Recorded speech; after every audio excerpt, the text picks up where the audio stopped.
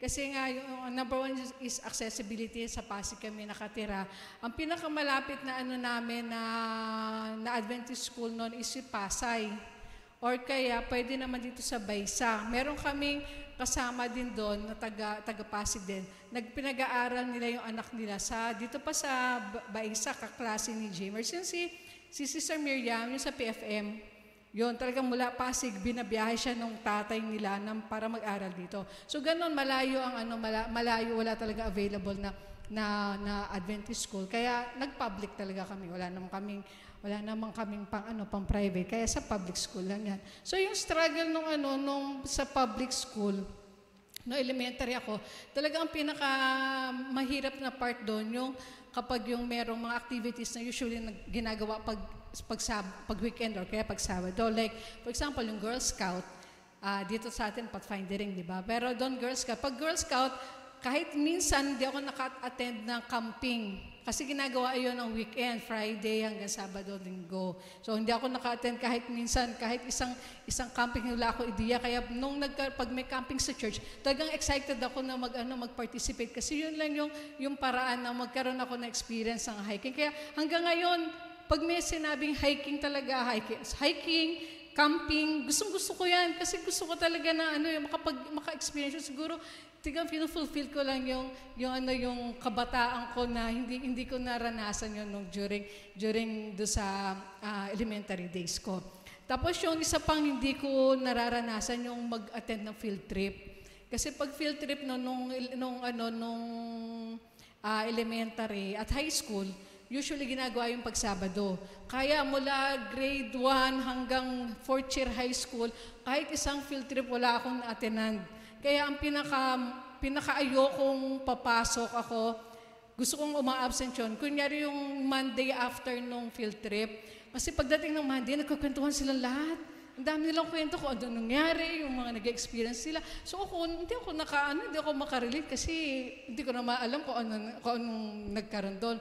Tapos hindi ko talaga malilimutan yung nagpunta daw sila ng planetarium. Nakita din nila yung medyas. Kaya sabi ko, pag ako lumaki at ako nagkaroon ng pagkakataon, pupunta ako ng planetarium, titingnan ko yung medyas na yan, kung ano yung medyas na yan, na nakikita daw nila, na nakaganon daw sila, nakikita nila yung stars, yung mga gano'ng planet. So talagang hindi ko yun, talagang ko na pupuntahan ko yun. Kaya lang, ang nangyari, nung meron ako pagkakataon na magpunta ng planetarium, sarado, nire-renovate. Nung sumunod na sabi ko na gusto kong niyayaya ako si Jamer na magpunta ng planetarium, yung pala nalaman namin, talagang sarado na siya forever. Talagang wala na. Kaya sabi ko, hindi ko na fulfill yung aking dream na makita ko kung ano yung sinasabi ng mga kaklase ko na merong tungkol dun sa planetarium na hindi talaga ako nakapunta. So, yun yung elementary, tapos hanggang high school, ganun pa rin. Kahit kung pag may mga camping, tsaka may mga field trip, wala talaga kami, hindi talaga ako nakaka-attend kasi nga dahil may Sabado. Tapos pagdating naman nung college, so doon ako nag-enroll ako sa PUP. Simula nung nag-exam ako, entrance exam, hanggang nakagraduate ako. Ang nanay ko, hindi yan tumungtong ng PUP kahit isang beses. Hindi niya ako nasamahan, hindi siya pumunta doon para makipag-away sa registrar at sa mga teacher. Walang ganon. Kaya sabi ko, bakit yung mga kabataan ngayon parang kailangan ihatid mo sila sa AUP. Kailangan makipag-usap ka sa mga professor. O di ba, relate na relate si Ton? Nakaka-relate ka ba, Ton? Kailangan i-guide mo sila kung saan sila pupunta. Ko, samantalang ako noon, kami na lang magbabarkada, magkaklase. Kami lang kung saan lang. Kung tanong-tanong lang kami para kami lang on our own hanggang sa makagraduate ako. Nagpunta lang ang nanay ko nung graduation ko sa Rizal Coliseum. Yun lang. Pero sa PUP, hindi niya nga alam kung nasaan yun eh. Hindi siya nakakapunta. Ang ko po doon, yung hindi ko talaga malimutan na experience ko doon sa nag-enroll ako ng computer something. Ang unang ko talagang choice is maging teacher. Talagang yan ang pangarap ko talaga sa buhay na maging teacher ako. Kaya lang, syempre nung high school, merong mga orientation, sinasabi, ito yung mga bagong boom na mga courses noong panahon na yon. Sinabi computer. Ako, nag-computer ako, kaya doon ako nag-enroll sa PUP. Nakapasa naman ako sa entrance exam. Tapos pagkatapos dahil sa siya yung marami talaga nag-enroll. Hindi na ako nakaabot nung AM, yung day session. Meron kasing day session, merong night session. So, ang na-open na lang sa akin yung night session, which is araw-araw kang papasok. Monday hanggang Saturday, may pasok kayo na parang 6 o'clock hanggang 9 o'clock every day. Kapag AM session, dalawang shift yon. MWF o kaya TTH na buong maghapon naman ang klase nyo. Block section lagi yon. Kaya kung sino yung kaklase mo nung first year nyo, siya din yung kaklase mo nung pag-graduate nyo. So, block session yun. Hindi ako nakaabot. Di kaya sabi ko, sige, pumasok na lang ako. So, sabi sa akin, registrar, try mo lang, baka mapakiusap. Kasi ang sasabi ko, na hindi ako pwede ng Friday night. Yun lang naman yung challenge ko, yung Friday night na may pasok. Sabi niya, sige, try mo lang, tapos baka mapakiusapan mo yung professor mo dun sa Friday night na baka pwede ka ng maisingit sa day session o kung ano man. Nag-enroll ako. So, yung first day namin, Monday yon, mga 6 o'clock, yung mga ibang estudyante pa uwi na, ako papasok pa lang. So, lungkot talaga yun. Tapos, paggabi na, andun ka pa rin sa klase, sa eskwela. Kasi, ang PUP kasi, meron silang kinikater para dun sa mga working students. So, sila yung kumukuha ng night session. Kaya tuloy nalulungkot ako dahil nga imbis na nagpapahinga na ako, nag-aaral pa lang ako, nag-start pala. So, nakahilera kami, nakapila kami para dun sa pagpasok namin doon sa room. So habang nasa pilahan kami, maya-maya merong pumunta na dalawang babae, taga-registrar daw sila. Tapos sabi nila, sino sa inyo yung gustong lumipat ng day session? Meron pang 2 slot. Ako po ay mahiyain. Pero noong time yun talaga hindi ako nahiya. Ako yung unang nag-volunteer na magpalipat ako sa day session. Tapos sabi niya, pinapili ako, anong gusto mo, MWF o TTHS? Di siyempre, buti nila ako nauna. Di nag-MWF ako. Kaya yun yung start talaga na hindi ako talagang pinag-pray ko talaga na sana maayos ko yung Sabbath na yun. And binless naman ako ng Panginoon. At talagang hindi mo maakalain na out of the blue, biglang magkakaroon ng ganung pagkakataon na biglang nagkaroon ng opening. Kaya simula first year ako hanggang fourth year, wala akong Sabbath na pinasukan kasi nga yung session, yung eskwela ko is MWF lang. Yun po. So kaya ang reflection ko dito, kasi kung minsan, ang naano lang ako, kung minsan pag merong nagsasita dito tungkol sa public school, medyo nagne-negative tayo agad. Kasi pag sinabi, pag public school, nagmumura yan, o kaya mga basagulero yan, matitigas ang ulo niyan. So ganun lagi yung impression. Kaya lang ang siyempre pag may ganun ang nagsasalita, medyo na-hurt ako kasi product ako ng public school. Inisip ko naman, hindi naman ako ganun. Hindi naman ako nagmumura. Hindi naman ako basagulera. Hindi naman ako takaw, away. Mabait naman ako kahit na naman papaano. Kaya ang inaano ko dun is, siguro kung, lalo na sa mga kabataan na, hindi naman kinakailangan na papunta ka sa isang Adventist education para mag-shine ka, di ba? Nagkataon lang na napunta lang ako dun sa public school kasi nga una walang pagkakataon na makapag-aral sa isang Adventist school, sa isang Christian school. Kaya kahit papaano, nag-shine na lang ako dun sa paligid ko na kung lagi kong na pinapaalala sa sarili ko at ganyan din sa mga kay Bam tsaka kay Gabby na hindi ko ginagawa ng marami, yun ay tama.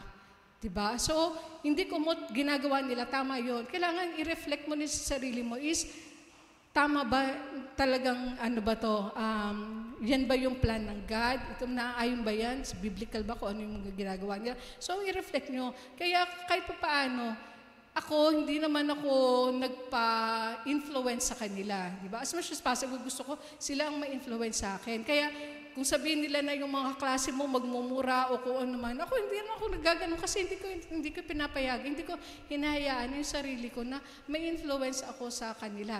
Kung totoo siya, di ba, kahit ilagay mo sa kumbento yung isang tao, yung isang estudyante, tatakas at tatakas yan kung talaga meron siyang intention na gustong gumawa na hindi tama, di ba?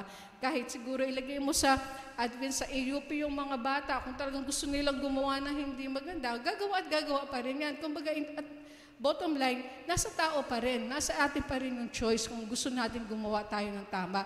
Kung minsan kasi parang nagagawa lang natin na excuse na kasi sa public ako nag-aral kaya matigas sa ulo ko. Di ba? Pero hindi yun eh. Kahit ka nandito ka sa IAS nag-aaral, pero kung talagang gusto mo maging matigas sa ulo, titigas sa ulo mo. Kumbaga, choice pa rin natin yun at the end of the day, kung ano yung gusto nating maging sa buhay, no? Tayo pa rin na magde-decide kung ano yung kung ano yung mangyayari sa buhay natin. Kung kahit na magulo ang paligid natin, pero sa iyo, sa sarili mo, meron ka pa rin peace na nararamdaman, na chinuchoose na magkaroon ka ng peace sa sarili mo, pwede mong gawin yun. Kumbaga, in the chaos na nasa paligid natin, magkaroon ka ng sarili mong light dito na magsha-shine ka dun sa light na meron ka, na kung makita nung iba yon, ma-influence natin sa kanila, mas okay na. So, hindi ko lang kung may naka-influence ako dun sa mga klase ko. So, bahala na sila, basta ako mabait ako. Yun lang ang maala ko. Yun lang yung masasabi ko, hindi ako nagmumura. So, yun lang po. So, tapos na yung aking college. Nung naman sa pagtrabaho ko, ako ay nagtatrabaho na ako for more than 30 years na. So yung more than 30 years na yan, ang tip ko sa mga kabataan, pag tayo mag-i-interview sa trabaho natin, ang unang-unang sasabihin natin, hindi po ako pumapasok ng Sabado. Huwag kayong matakot. Basta sabihin nyo agad na ito po yung aking ito yung aking condition. Okay, hindi po ako makakapasok ng Sabado. Friday night, hindi na po ako magtatrabaho kasi sundown to sundown po kami. Kapag si employer, kinuha ka niya despite na meron kang ganong condition, anong term doon? Basta yung meron kang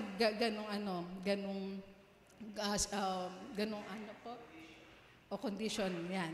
At tinanggap ka nila, well and good, di ba? Okay yun, ibig sabihin nun, pag pumapasok ka na at merong biglang nagpagkakataon na, Raisa, meron tayong team building. Sasabihin ko, hindi ako pwede kasi nga hindi ako pwede ng Sabado, di ba? Alam na nila yun. Pero kung nila, sige, pwede ka naman, kaya lang paminsan-minsan meron tayong quarterly meeting ng Sabado, meron tayong monthly meeting na ganito. Once a month lang naman yan, o kaya once a quarter. Red flag na yun. Wag natin yun. Wag na natin isugal yung Sabbath natin doon. Kasi nga, pag once na pinatikim natin, kumbaga once na umuo tayo doon, magiging mag-request na sila na, pumasok ka naman nung isang Sabado, so pasok ka na lang ngayong Sabado, di ba? So ano yung difference? Diba? Kasi nga,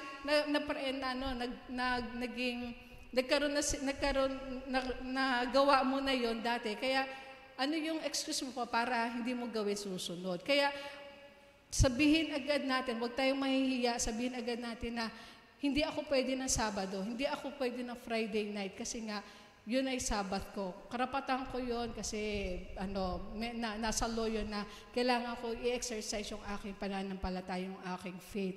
Ngayon, kung sasabihin ngayon nila na hindi po pwede kasi may Sabado yung paminsan-minsan, okay lang, mag-thank you kayo. Pwede naman kayong mag-apply sa iba. Kahit kahit gaano kaganda yung trabaho na yon, kahit gustong-gusto mo yung trabaho na yon, pero kung hindi kanya bibigyan, kung yung Sabbath naman is tatanggalin sa'yo, di ba? Yung kapalit nun yung Sabbath mo, huwag mo na lang tanggapin kasi marami pang plano ang Panginoon para sa'yo. Hindi lang naman yun ang trabaho. Ang dami-dami talaga. As in, ang dami-daming opportunity. Kailangan mo lang is magtiyaga na maghanap. At yun nga, kailangan yung faith natin sa Panginoon na ibibigay niya kung ano yung plan niya para sa atin. Kasi wag kuminsan kasi parang nade-desperate na tayo na kailangan ko na talaga na magtrabaho kaya kukunin ko na to. Hindi ganoon eh. Kailangan yung pananampalataya natin is mataas pa sa atin para talagang alam natin na ang Panginoon kaya niya tayong itawid dito.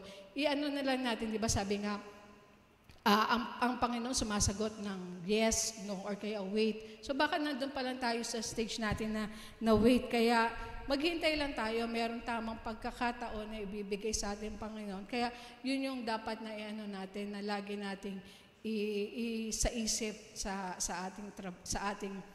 atin kung naghahanap tayo ng trabaho. Kaya nga ngayon, parang nakailang work na ako, basta't ang lagi kong condition sa kanila na hindi ako pupasok talaga ng Sabado.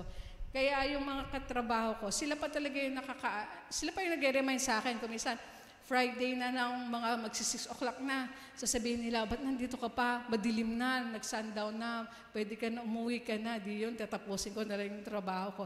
Kasi alam na nila na kailangan ko na umuwi. Tapos pagdating naman ng pagkain, yun, sila yung nag-a-adjust para sa akin. Kumisa nga, nahihiya na nga ako na hindi sila maka-order ng gusto nila. Kasi nga, laging iniisip, meron ba yan? Ano ba? May pork ba yan? Hindi pwede si rice yan. O, iba na lang, gano'n.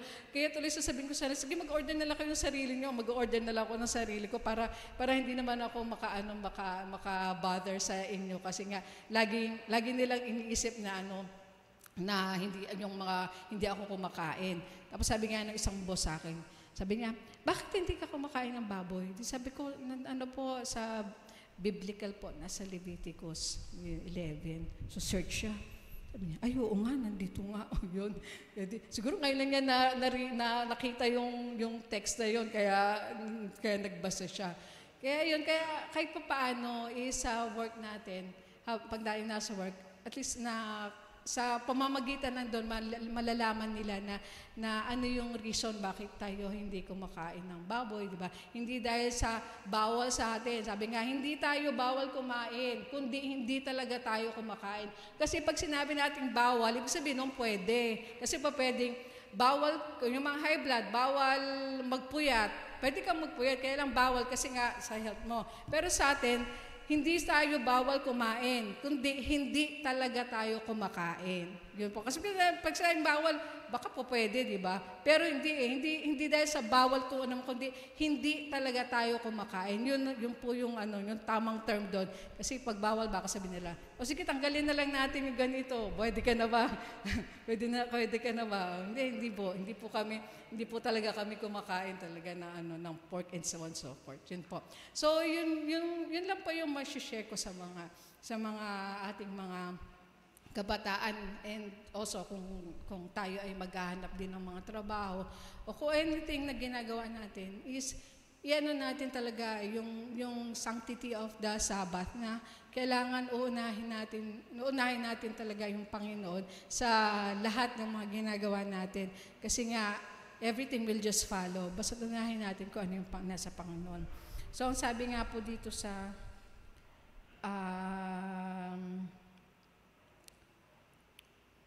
nawala na.